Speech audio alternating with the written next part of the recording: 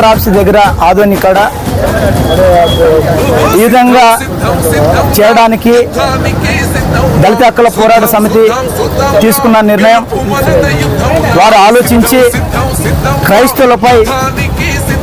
క్రైస్తవ మతంలో చేరిన వారికి హక్కులు పోతాయనే ఒక బాధతో మరి సుప్రీంకోర్టు ఇచ్చిన తీర్పు 24వ తారీఖు మార్చి 24వ తారీఖు ఇచ్చిన తీర్పును వ్యతిరేకిస్తూ ఆ తీర్పుకు వ్యతిరేకంగా ఈరోజు ధర్నా చేపట్టడానికి పిలుపునిచ్చిన దళిత హక్కుల పోరాట సమితి వారికి ప్రత్యేకమైన మా హృదయపూర్వక వందనాలు.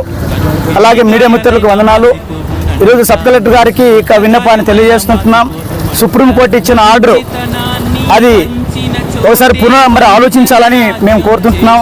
ఎందుకంటే మేము పుట్టుక నుండి బడుగు బలహీన వర్గాల నుండి వచ్చిన వాళ్ళం కనుక అక్కడ మేము అన్టచబిలిటీకి మేము లోనైనాము.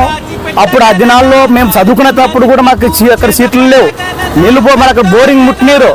అలాంటి స్థితిలో నుండి వచ్చిన మేము ఈరోజు మమ్మల్ని గుడిలోకి రానిలేదు, ఆ రోజు బడిలోకి రానిలేదు, మాకు పూజార్తనం లేదు. అక్కడ ఏ మాత్రం ఇక్కడ కుక్కల కంటే హీనంగా చూస్తారు ఆ రోజుల్లో. అలాంటి బతుకుల్లో బతికిన మాకు ఈరోజు అయితే క్రైస్తవ మతం చేర తీసుకొని మమ్మల్ని హక్కును చేర్చుకుని చదువిచ్చింది, విద్య ఇచ్చింది, మరి తర్వాత జ్ఞానం ఇచ్చి బోధించింది. కాబట్టి అలాంటి మతంలో చేరితే మీకెందుకు బాధ నాకు అర్థం కావడం లేదు. కాబట్టి క్రైస్తవ మతం అనేది క్రైస్తవాది ఒక మార్గం, మంచి మార్గంలో అనుకున్నాం. మనం తాగుబోతులను మార్చుకున్నాము. తాగుబోతులు మార్చిన వ్యక్తి మంచి మార్గంలో ఉంటాడు. మీరేమో తాగండి, తొందరలాడండి, ఏమని చేయండి మరి అని అంటారు. అందుకే ఆ మతంలో నిజంగా అలాంటి కులవ్యవస్థ ఉంది. కాబట్టి ఆ కులవ్యవస్థకు గురైన మరి మేము బయటకు రావడానికి కారణం మీరు చేసిన మరి చూపిన ఆ యొక్క వివక్షత గురించే మేము రావడం జరిగింది. ప్రేమైనా మరి ఇక్కడ చేరవచ్చిన మరి మిత్రులారా, ఈరోజు మేము ఇంత బాధతో ఎందుకు వచ్చామంటే ఈ వ్యవస్థను మరి ఎదుర్కొంటున్న మేము మరలా మరి ఇక్కడ సుప్రీంకోర్టు అత్యున్నత న్యాయస్థానం. అది అసలు కులముకు కానీ మతానికి కానీ సపోర్ట్ చేయకూడదు.